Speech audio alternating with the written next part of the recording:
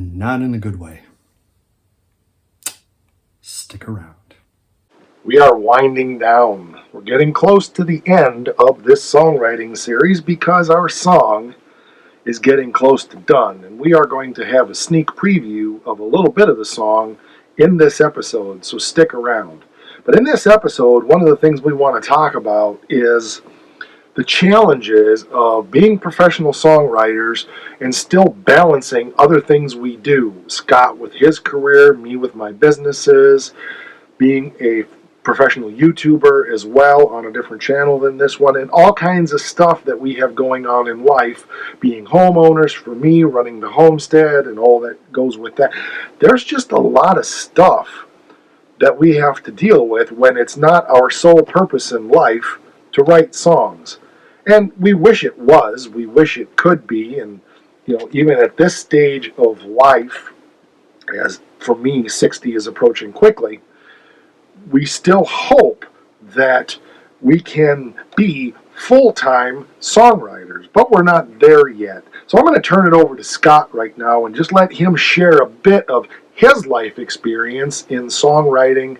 Then he's got some other things to share. Then I'm going to pick up again with some of the nuts and bolts of writing this song and what that entails. Okay, I'm back. Sorry, I was such a pill earlier. Doing adulting stuff.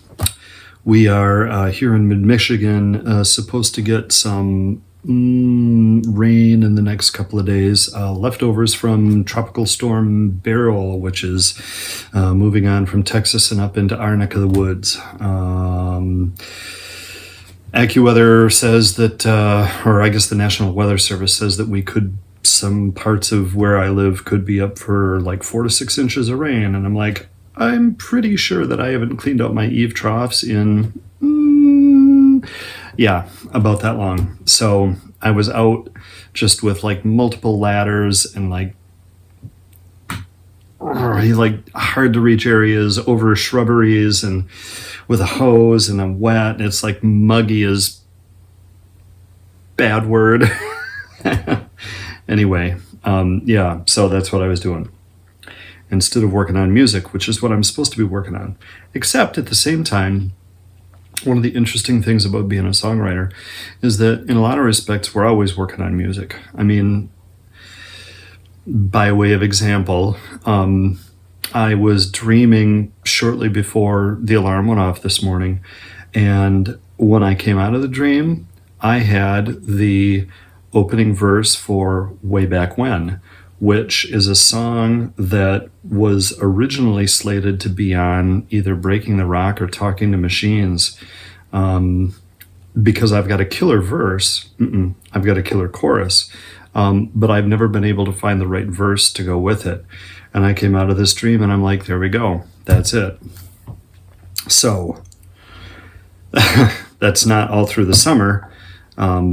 But it's just like a way of trying to say that even when it seems like I'm not going to speak for Mike, but even when it seems like I maybe am not working on the songwriting stuff to the fullest extent that I'm supposed to be, nevertheless, I am still thinking about stuff and I'm still writing.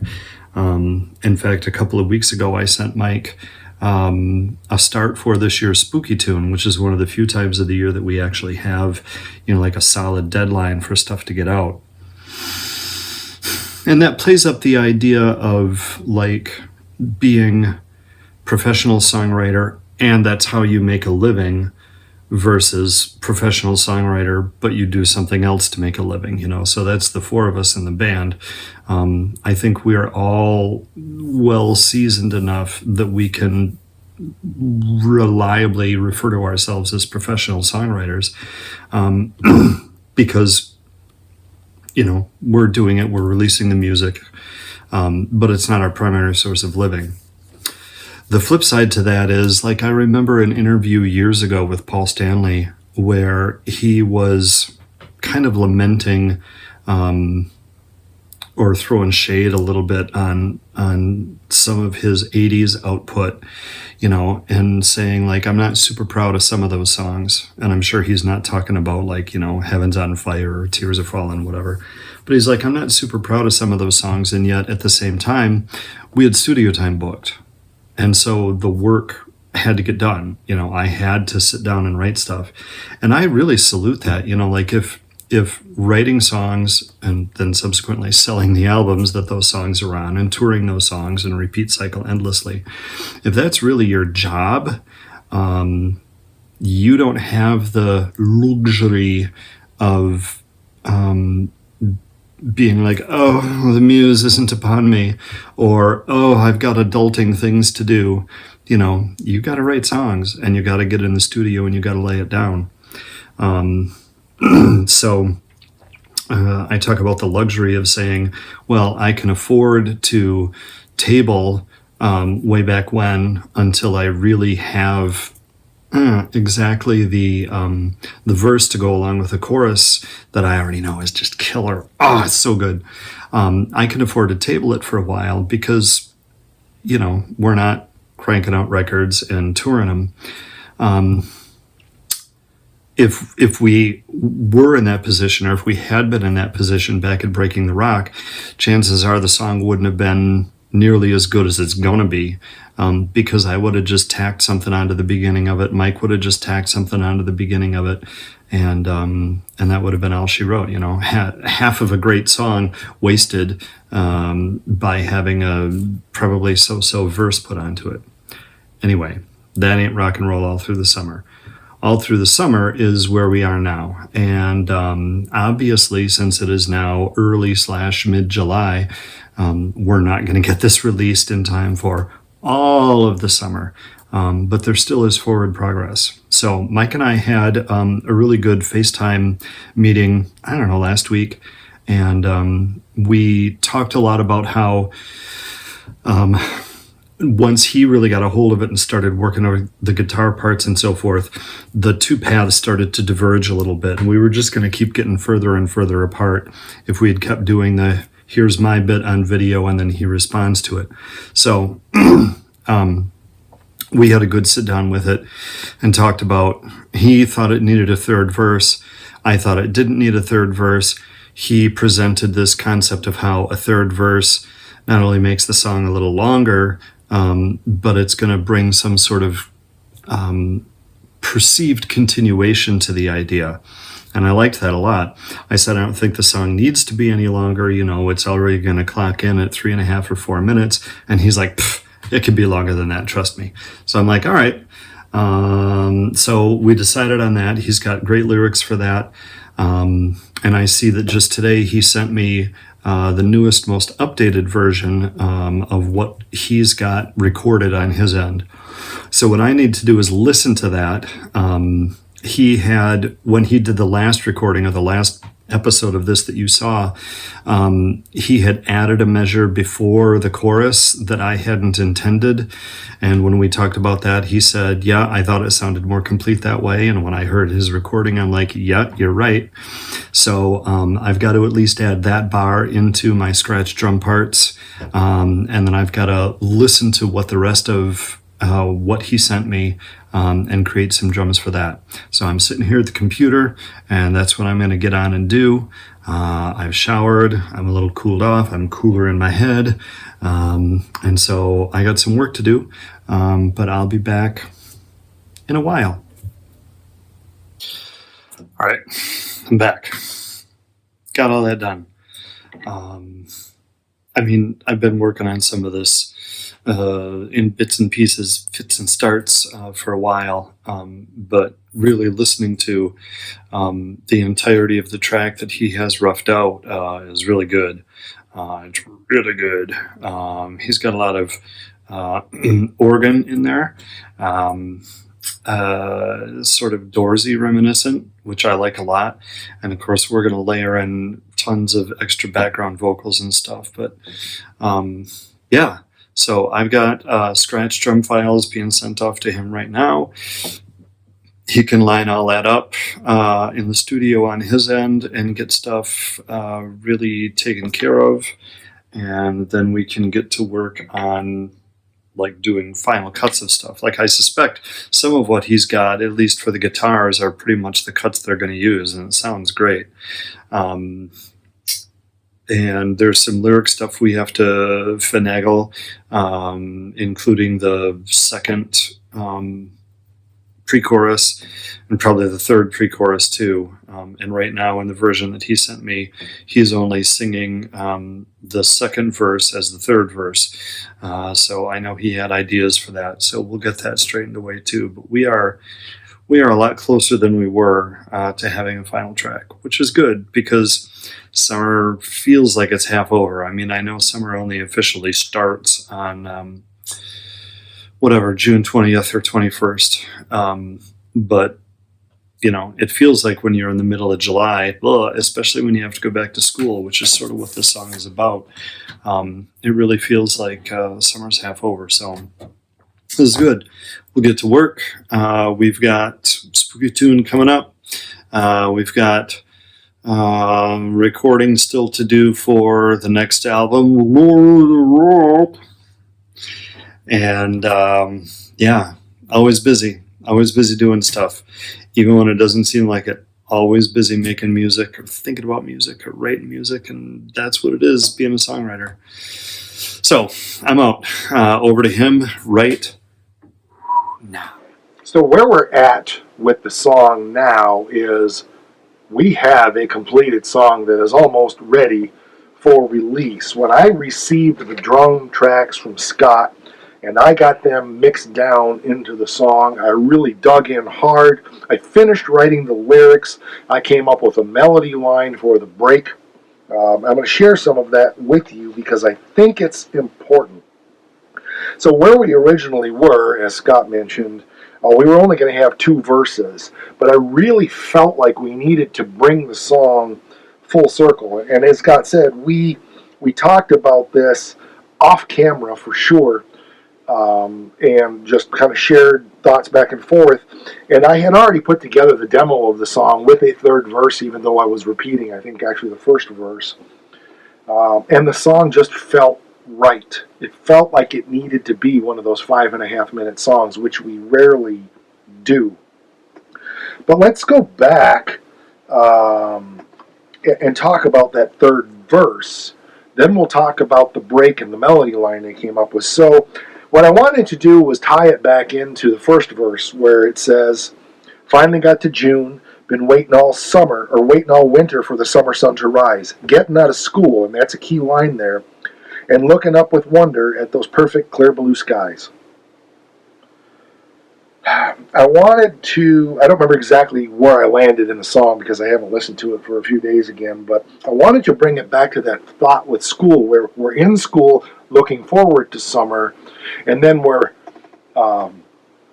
in school again looking back on summer. So I put together something like this. Seems it was a dream. I know it is a memory, but I'm feeling like a fool. Going back to school. I didn't get that right. Hold on a second. I apologize. This is just really... Oh, here it is. Okay. It's all chicken scratching, and I never did type this up. Scott's going to have to do that. Feeling like a fool. I know it is a memory, but it seems it's just begun. Going back to school, but I will always smile recalling all my summer fun. Now, the way I had originally written that, it didn't have the proper meat rhyme structure, because the way Scott did this was the first line and the third line rhyme, and the second line and the fourth line rhyme. So I did do that in this, but I had a couple iterations where that wasn't the case. But I really struggled with it because it was where I landed with it was reusing some of the stuff that he had already used in the break. And so it took me a while to get out the words like gone and I think done and other things like that. Because he said, getting into August, be like the days are nearly gone. Can't escape the feeling of how time is marching on. And that's the actual lyric in the song. Another thing that I looked at was he had only completed part of a second verse pre-chorus, which meant that I knew he intended to do a different pre-chorus with the first verse and the second verse. And we never talked about this, but I took what he had in the second verse and flushed it out. Long days of idle time. So the first pre-chorus is long nights beneath the stars, hot rods and loud guitars. I've got it all to look forward to, and there's one thing I'm going to do. So the second one he came up with, long days of idle time, hot girls, and that's all he gave me. I'm like, okay, where can I take that? Hot girls and cherry wine. Ooh, that sounds like summer to me, especially in Michigan, being a cherry, very a lot of cherries in southern Michigan. Um, and instead of saying I've got it all to look forward to, I just simply spun that so much to look forward to because we're into summer now, right? But there's still so much to look forward to. And I had the word still in there, but I took that off because it was hard to sing. But then I brought that back around. So much to look forward to, and I brought it back to, and there's one thing I'm going to do, going to do, going to do. I'm going to rock, rock, rock and roll all through the summer. So then I thought about the third verse, this feeling like a fool. I know it's just a memory, but it seems it's just begun. Going back to school, but I will always smile, recalling all my summer fun. And I felt like going back to the first pre-chorus made the most sense with that. So that's where we landed in the song. I believe that's where the song is going to actually be released, is with that final set of lyrics. I admit there's so much to be excited about with this song. For one thing, the guitar solo that I landed at, it was funny because some ashtray came flying through the channel, somebody who's never followed or has no comprehension of what we're doing, and heard the absolute crude bits of guitar solo that I put together, which you guys knew I was just meaning. I'm just trying to come up with some placeholders and see how this guitar solo might work. I'm playing with some stylistic things, but none of that was even remotely close to what the guitar solo was going to be. And you still haven't heard that yet. But what I want to focus on here is this break. I want you to hear the melody line that we put into the break here. So let me get this turned up just to Nova Scotia. Okay, hopefully that'll work.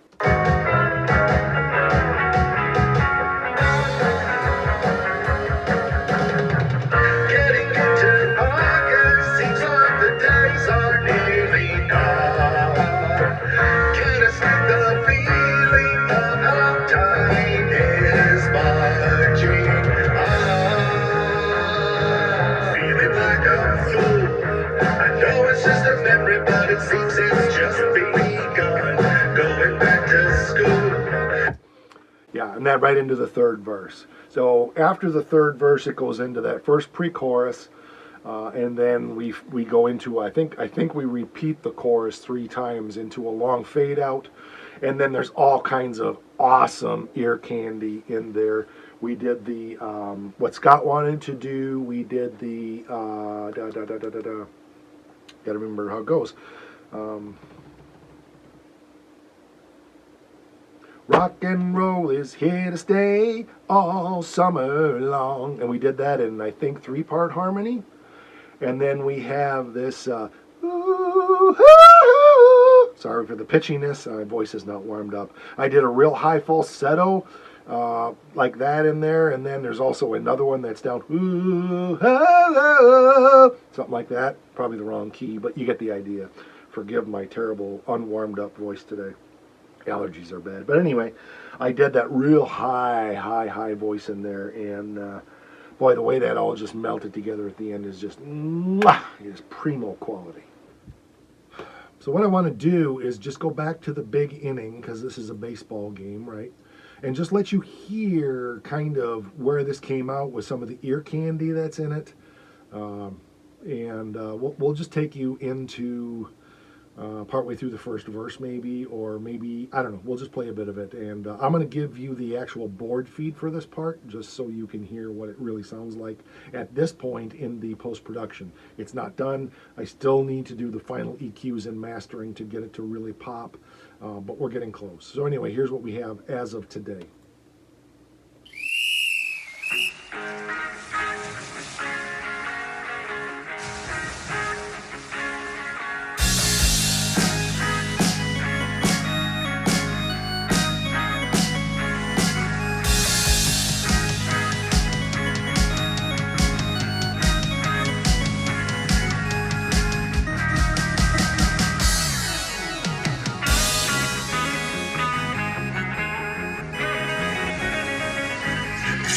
can to chew. Been waiting all winter for the summer sun to rise. Getting out of school and looking up and wonder if those perfect clear blue skies. Long nights beneath the stars, hot rods and loud guitars. I've got it all to look forward to, and there's one thing I'm gonna. Okay, so here is where we're at this point. As promised, we are going to give you the exclusive on this here on the YouTube channel as soon as it's ready for release. I need to put it into the mastering suite and do a bunch of tweaks to it, but it's getting close to being ready. There's just some EQ work that needs to be done. Then Scott and I will listen to it and give final blessing. I think what I'd like to see happen is maybe both of us do a reaction video to this next time as our next episode, where he goes through and listens to the whole song and then stops it and talks about things, and I'll do the same thing. So that may be our next episode. And then after that, once it's ready for global distribution to all of the celestial radio stations and all of the internet radio stations, as well as all of the streaming platforms, once it's in that release queue, then we will post it here so you guys get the exclusive here on YouTube. So it's been fun. It's been an exciting song to do in spite of all the frustrations. And we just enjoy not only sharing our thoughts about how we write songs, but also, as professional songwriters, what we go through to try to get this stuff done in the midst of all the other things going on in life. So that'll do it for this one, I think. I appreciate you being here. I know Scott and I both really enjoy sharing these with you. It is a bit of a challenge to get things filmed and out, but we really want this stuff to be out there for you guys, for our hardcore fans, and for those of you who are interested in learning how to write songs. If you have comments, if you have questions, if you have criticism, nice criticism, don't be an ashtray. But if you have ideas or suggestions on what you would like to learn more about how we write a song, or come up with arrangements on songs, or anything like that, drop them down there in the comments. We read all the comments, and we will take those seriously and put that into the hopper on future episodes here on the Iron Fist channel. All right, that'll do it. We will catch you on the next one.